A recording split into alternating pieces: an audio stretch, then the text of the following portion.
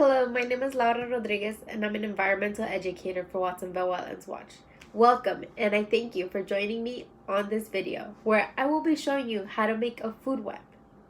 Now, a food web consists of multiple food chains. You might be wondering, what do food webs have to do with wetlands? Well, let me tell you, every single ecosystem has a food web. It is the way energy is transferred from the sun all the way to our apex predators. And we have many of those in our wetlands. And there's a lot of different animals and plants that are between the sun and the apex predator. So let's get started. For this activity, you will need a critter template sheet, 2 green construction papers, yarn, 1 hanger, glue, scissors, and optionally you can use coloring pencils, crayons, or markers to color in the animals, plants, and the sun. So the first step is to start with our coloring pages. You will be able to color them as you please and then cut them out. So go ahead and take some time to cut them out.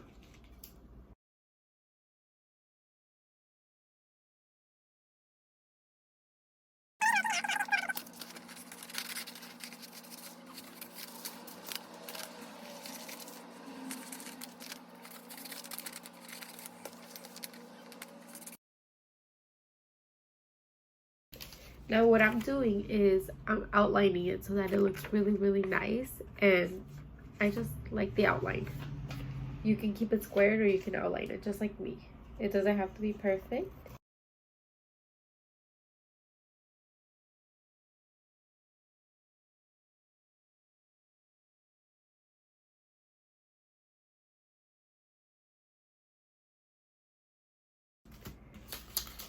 There you go, I have all my images cut out. Now that we have everything cut out, let's talk about some of the items that are found within our food web. You might be wondering, why is the sun part of our food web? Well, the sun creates energy, and this energy is used by plants to grow. So we'll put our sun at the top of our food web. Next, we have our producers. Producers are those that are able to produce their own food. Plants, such as our twinberry and our poison oak, are able to use the energy from the sun and the carbon dioxide found in the air to create sugars. This allows them to grow and produce their own food. So let's lay down our plants next. But before that, can you think of anything you like to eat that might need the sun to grow? I really like broccoli, and broccoli, just like any other plant, requires the sun to grow. So let's lay them down. Next, we have our primary consumers. Primary consumers are solely herbivores, and these are animals that are able to eat our producers. Looking at the animals that we have here, can you think of any of these animals that are possibly only herbivores and eat the plants? Well, we have 2. The first one is the bunny. The bunny really enjoys to eat berries, so it really likes to hang around the twinberry and eat its berries. So let's put that one directly under there. And then we have our wood rat.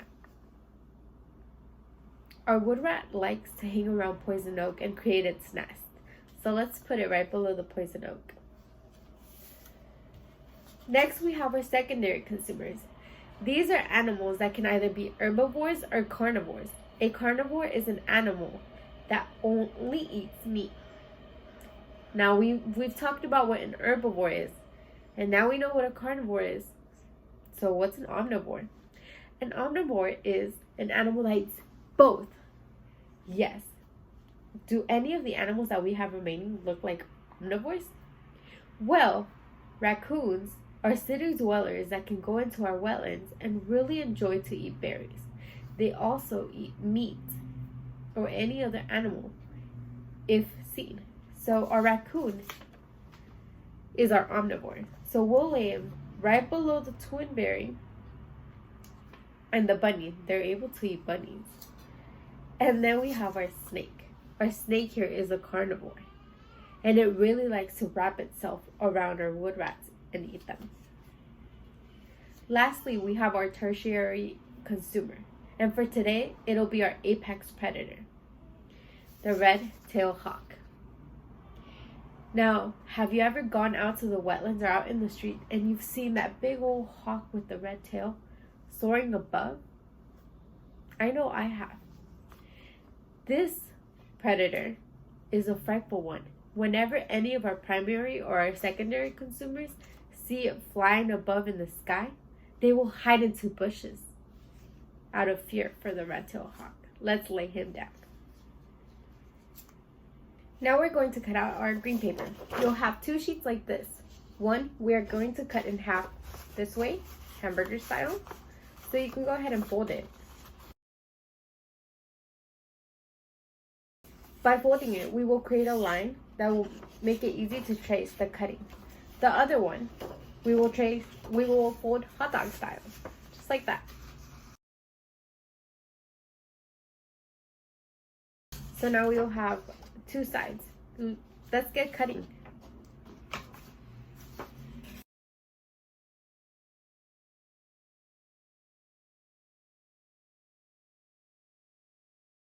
Now that you have your 4 pieces, we're going to cut one of these in half. One of the ones that we cut hot dog style. So fold that one in half and cut it. Okay, now that we have all our pieces, we're going to start with this very long one, which is half of our hot dog one. And this is where our producers are going to be glued. That is the twin berry and the poison oak. So go ahead and glue it. You don't want to glue it too high because we're going to cut this part into grasses to make it look like grass.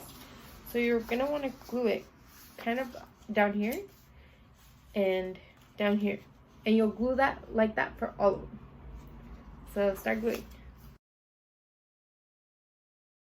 Notice how I've left some space. This is where we're going to cut the grass. So let's lay this one down. Next, we're going to grab one of the hamburger halves. And this is where our primary consumers will be glued. Remember, to glue the wood rat right below where the poison oak will be. And then the bunny right below the twin berry.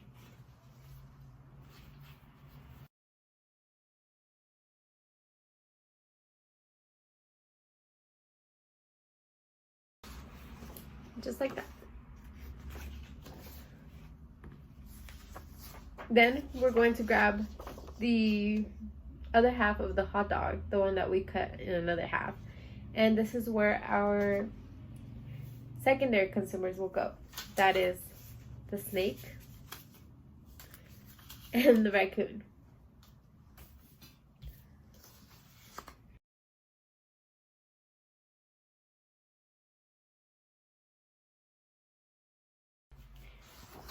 Now remember to place the raccoon right below the bunny and the twin berry, and then the snake right below your wood rat and your poison oak.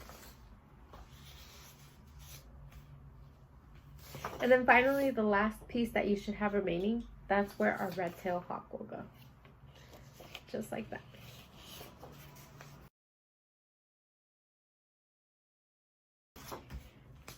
Now that you have everything glued, you can start cutting grasses. So for example, you're just going to cut it so that it looks spiky. So triangle like that. You're just cutting out triangles. You see how I'm cutting out triangles? So do that for all of you then.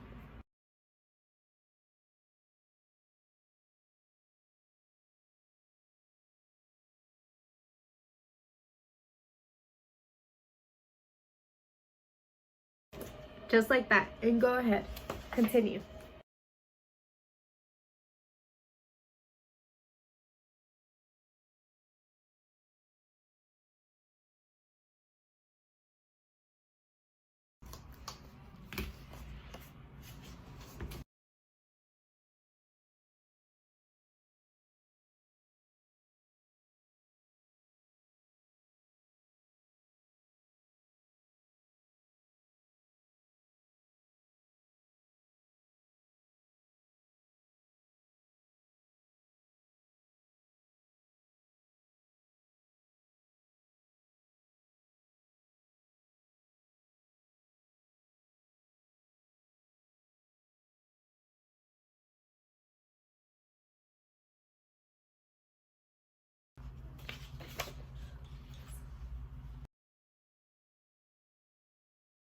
Okay, after you've laid everything out just as I've shown, we're gonna grab our hanger and we're gonna glue our sun onto it.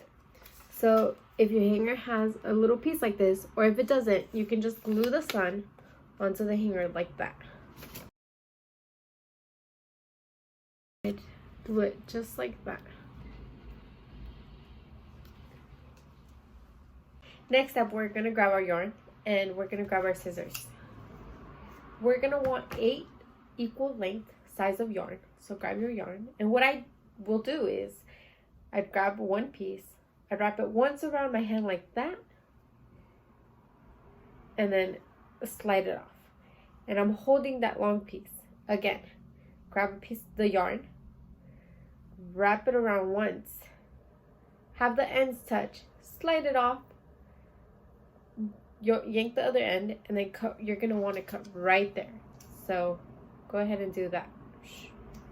Do that 8 times.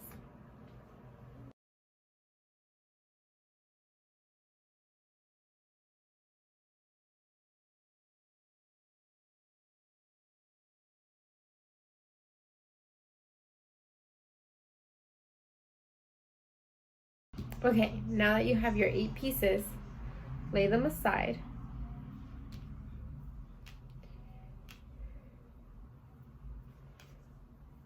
Because the next piece, the 9th piece, you want it twice as long. So for this one, you're gonna wrap it twice around your hand. You're gonna go 1, 2. Now that you have it twice, grab right where it ends and pull it out. And cut it. Just like that. So you have a total of 9 pieces. What we're gonna do is we're going to start with our top predator. You're gonna want to make holes. Now if you don't have a hole punch, it's okay. We're gonna make holes right about here, and we can use a pencil. What you'll do is you'll grab the pencil, you'll stab it through, and you'll pull it right through there. I don't know if you can see. Oops. Right until it goes completely through. And do that for both sides. Try to make sure that they're equal and they're like as straight as possible so that they're both at the same ends. 1, 2. Next, you're gonna grab this one, and this one needs a hole at the bottom and one up here.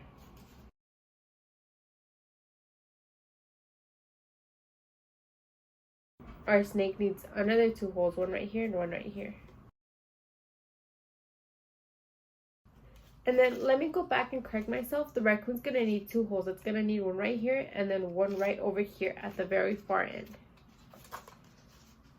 That is because it's going to connect to the twin bear.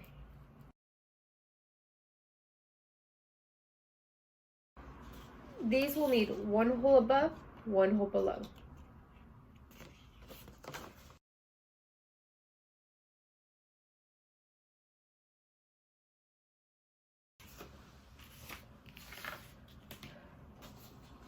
Two holes, 1 above, 1 below.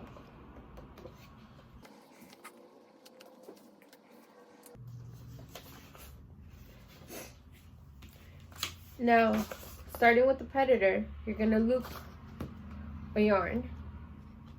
Save the longest for last. Don't use that one yet. Grab one piece of yarn, loop it through.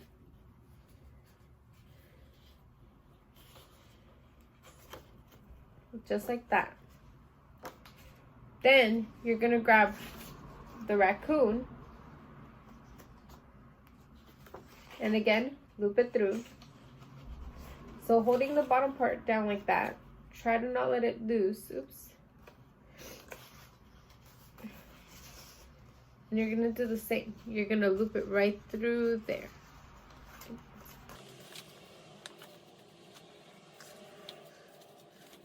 After you loop it right through the hole, grab the bottom part and tie them together. Now you don't want to tighten them. You want to have them a little bit loose. So put your fingers in between and tie it just like that. Holding it, you're gonna go just like that. Oh, awesome. And you'll see it separate just like this. Do that for the snake.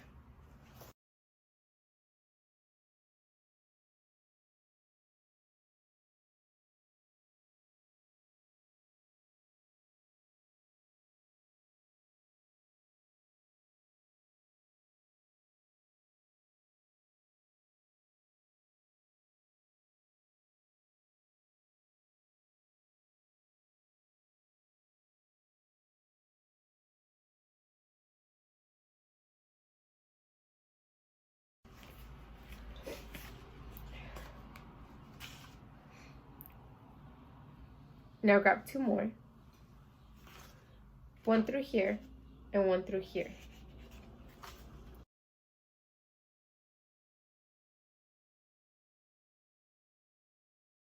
Grab the snake, and this one goes like this.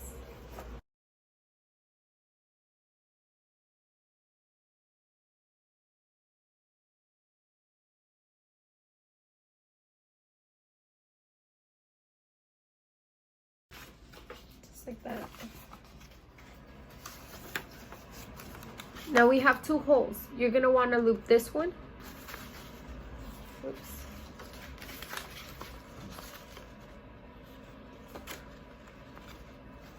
This one to this one.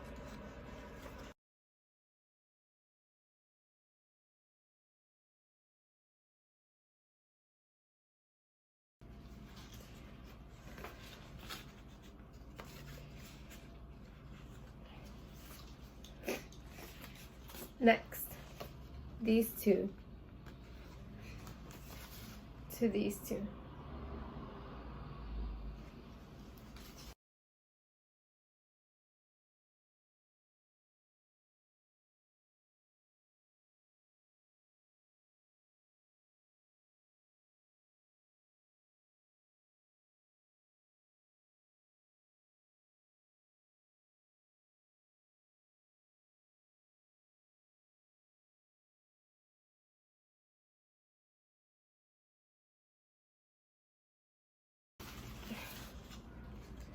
This one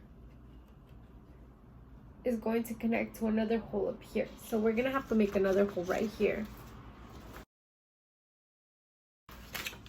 So connect this hole and this hole with our extra long yarn. There you go.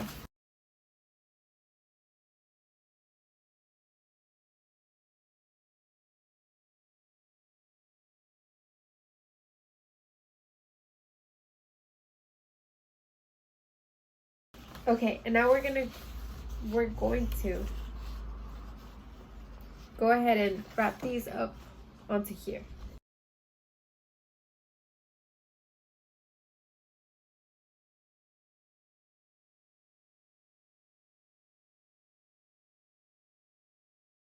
Now that you have your food chain, I want to remind you that the yarn signifies, or it represents, the connection that each level has with the one below. So the apex predator consumes both the raccoon or the snake, and the raccoon, being an omnivore, can consume an animal or a plant, and so forth. Now I encourage you to go on and hang it either by a window or somewhere in your house, and teach your family members about a food chain and all the organisms involved, including the sun. Thank you so much.